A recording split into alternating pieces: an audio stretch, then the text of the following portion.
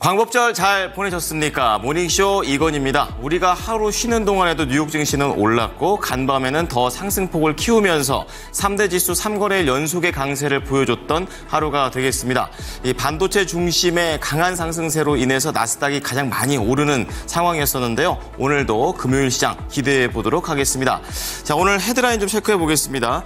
시장에서 가장 발목을 잡았던 것은 경기 침체였습니다. 하지만 침체에 대한 우려를 지웠던 것이 경제 지표인데 사실 따지고 보면은 약간은 좋은 내용과 나쁜 내용이 섞여 있지만 시장이 좋은 쪽으로 해석했습니다. 자, 그중 첫 번째가 7월 소매 판매가 되겠습니다. 1년 반 만에 최대폭 증가다라는 그런 강력한 헤드라인을 통해서 나와줬지만 세부적으로 약간 좀 차이점이 좀 있고요. 이제 그런 가운데 7월 산업 생산은 예상치를 하회하게 되면서 둔화되는 움직임을 보였습니다. 하지만 큰 틀에서는 경기가 완만하게 식어가고 있다라는 쪽으로 해석이 됐고요. 이와 관련해서 세인트루이스 연은 총재는 투표권이 있으신 분인데 정책금리에 대한 변화 시점, 즉 금리 인하로 지금 시장이 가야 한다라는 그런 발언을 통해서 시장의 기대치를 더 키우는 모습이었습니다.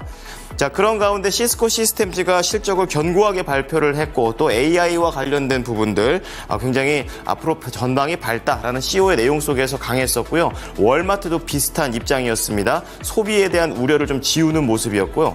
그리고 경기 침체가 줄어든다라는 그런 내용 속에서 다시 한번 테슬라가 강하게 날아오릅니다. 여기에 미국판 올리브영이죠. 이제 울타 뷰티에서도 지금 개별적인 이슈가 나오게 되면서 강세를 띄웠습니다. 자, 그런 가운데 오늘 관련된 소식들 좀 체크를 해 보셔야 되겠는데요. 중국의 경기가 참 쉽게 해소가 되지 않고 있습니다. 부동산 그리고 소비 침체 이중고 속에서 다시 한번 헤쳐나오기에 노력을 하고 있는 중국 모습들 나오고 있고요. 그리고 내 집 마련에 대한 꿈이 조금 더 또 멀어지는 그런 상황입니다. 아무리 공급 대책을 해도 결국에 아파트 값을 잡지 못하고 있는 현실에 대한 그런 부분들이 있고요. 키움증권과 GS건설의 개별적인 이슈까지 함께 알아보겠습니다. 자, 그런 가운데 리포트 3가지 준비가 되어 있습니다. 하이트진로 목표가 상향 조정되어 있습니다. 비싸졌다 한숨을 내셔도 결국에 힘들 때는 소주가 되겠죠. 2분기 어닝 서프라이즈에 대한 내용들 함께 보시고요. 그리고 손해보험사들 굉장히 수익을 많이 냈습니다. 그중에 하나인 DB 손해보험이 되겠습니다. 다시 한번 밸류업에 대한 매력이 얼만큼 있는지 내용을 체크해 보시고요. 이제 마지막으로 QRT입니다. 약간 낯서실 수도 있는데 반도체와 관련된 이 종합 분석 기업이 되겠습니다. 이 칩의 품질 같은 것들을 체크할 때 기술이 있는 그런 기업이 되겠는데요. 정상화의 시점이다라는 그런 내용들이 함께 해주고 있습니다. 자, 오늘 뉴욕 증시 3대 지수부터 체크해 보겠습니다. 장전에 발표됐던 소매 판매 지표가 긍정적이었습니다. 세부적으로 부진하지만 긍정의 한 표를 준 미국 증시였었고요. 특히 반도체 업종에서 쏠림 현상이 나오게 되면서 3대 지수를 모두 다 견인하는 모습이었습니다. 자, 이날 다우가 1.3%, S&P 1.6, 그리고 나스닥 지수가 2.3%고요. 이틀 전에 강세가 있었을 때에는 이 러셀 지수의 상승력이 좀 약했었는데 간밤에는 이 중소형 쪽에서도 강하게 투심이 회복되는 모습이었습니다. 자, 그럼 첫 번째 헤드라인으로 경제지표 체크를 해보겠습니다. 미국의 7월 소매 판매가 잘 나왔습니다. 예상치를 뛰어넘으면서 미국 경기 침체에 대한 우려를 지우는 그런 흐름이었는데요. 미국 상무부는 현지 시간으로 15일 미국의 7월 소매 판매가 7,097억 달러로 전월 대비 1% 늘었다라고 발표했고요. 전망치가 0.3이었었는데 이 부분을 크게 상회했습니다. 세부적으로 안 좋은 부분들도 있었지만 자동차 판매가 증가를 하면서 이 지표를 주도하는 그런 모습이었습니다. 마켓워치 측에서는 미국의 높은 금리와 수년 동안의 심각한 인플레이션이 가계, 특히 이 저소득층에 큰 부담이 되고 있고 고용시장도 약화해서 일자리를 찾기가 더욱 어려워졌다라고 얘기를 했지만 그럼에도 불구하고 지난 소매 매출이 증가한 것은 미국 경제가 큰 어려움에 처해 있지 않다는 것을 시사한다라고 분석했습니다.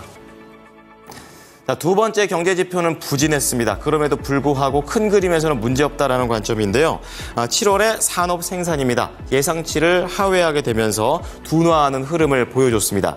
자, 현지 시간으로 15일 미국 연방준비제도 이사회는 7월 산업 생산이 계절 조정 기준으로 전월 대비 0.6% 줄었다고 발표했습니다. 산업 생산이 올해 3월 이후 처음으로 감소세를 나타냈고 전월치인 0.3% 증가에서도 또 감소세로 전환하는 모습이었습니다. 산업 생산에서 가장 큰 부분을 차지하는 제조업 생산이 전월 대비 좀 줄어들은 0.3% 감소했는데요. 자, 이렇게 감소세를 보인 거는 지난 4월 이후 처음이 된다라고 얘기하고 있습니다. 자, 그럼에도 불구하고 미국의 생산과 소비 둔화는 여전히 진행되고 있다는 점은 부담이긴 한데 시장이 우려했던 경착륙 가능성이 아직 크지 않다는 점이 더 부각이 되면서 국채 금리가 상승했고 달러가 강세를 띠면서 증시가 상승세를 지속할 수 있었습니다. 자, 그런 가운데 연준의 주요 인사의 발언도 좋았습니다. 투표권을 갖고 있는 알베르토 무살렘 미국 세인트루이스 연은 총재의 발언이 있었었는데요. 자, 인플레이션 둔화 근거로 정책 금리 변화 시점이 다가오고 있다라고 기대를 키웠습니다. 자, 그런 고용 시장은 더는 과열되지 않았고 더 이상 인플레이션의 명백한 상방 위험 요소도 보이지 않는다라고 얘기를 하면서 물가와 고용 이렇게 양 측면의 위험이 더 균형이 잡히게 된 것으로 보인다라고 말을 했습니다. 무살렘 총재는 연방준비 제도가 수익률 곡선에 뒤처진 것 아니냐는 일각의 지적에 대해서 뒤처졌다고 생각하지 않는다라고 선을 그었고요. 금리 인하를 너무 일찍 하거나 또는 너무 늦게 하는 것이 더 위험하다라고 지금은 연준은 상당히 적절한 수준을 달린다라고 얘기를 했습니다. 자, 이어서 특징주 넘어가겠습니다. 견고한 실적을 발표했던 시스코 시스템즈가 되겠습니다. CEO가 AI 시대의 이 조직들이 모든 측면을 연결하고 보호하기 위해서 노력하고 있기 때문에 꾸준한 수요가 계속 발생하고 있다라고 언급을 하게 되면서 실적도 잘 나왔지만 CEO의 발언이 있었을 때 지수가 크게 종목이 튀어 올랐습니다. 시스코 시스템즈만 올라간 게 아니고요. AI로 연결고리가 있기 때문에 반도체라든지 그리고 통신장비 관련주들한테도 훈풍이 이어졌습니다. 자, 이날 시스코 시스템즈는 6.8%나 급등을 하면서 48달러 53센트의 거래를 마쳤습니다. 자, 그리고 미국의 소비를 또 책임지고 있는 월마트 체크할 텐데요. 역시 호실적이 나오게 되면서 CEO가 미국의 경기 침체를 예상하지 않는다라고 발표를 했습니다. 그리고 앞서 말씀드렸던 첫 번째 헤드라인 소매 판매가 잘 나왔다라는 점이 시너지를 내게 되면서 이날 월마트가 6.5% 음봉이긴 하지만 그래도 급등하는 모습이었습니다. 73달러 18센트 거래를 마쳤고요. 그리고 테슬라 같은 경우에도 경기 침체에 대한 우려가 완화됐다라는 내용 속에서 자동차 업황에 대한 기대감으로 연결되면서 강세를 띄었는데요. 특히 앞서 말씀드렸던 이 소매 판매가 잘 나왔다라는 점, 그 세부적으로 자동차 판매가 이 부분을 이끌었다라는 것을 긍정적으로 보고 있고요. 또 한 시장조사 기관에 따르면은 7월 테슬라 자동차의 평균 가격이 전년 대비 11% 올랐다라는 것도 긍정적인 재료였습니다. 테슬라 6.3%나 올랐습니다. 214달러 14센트의 거래를 마쳤습니다. 자, 마지막으로 미국판 올리브영 울타뷰티입니다. 버크셔 해서웨이가 애플을 팔고 울타뷰티를 샀다. 이런 내용에 따라서 올라가는 그런 내용이었습니다. 장중 내내 지금 사도 되는 것인가 라는 그런 여러 외신 보도들과 분석들이 나왔었는데요.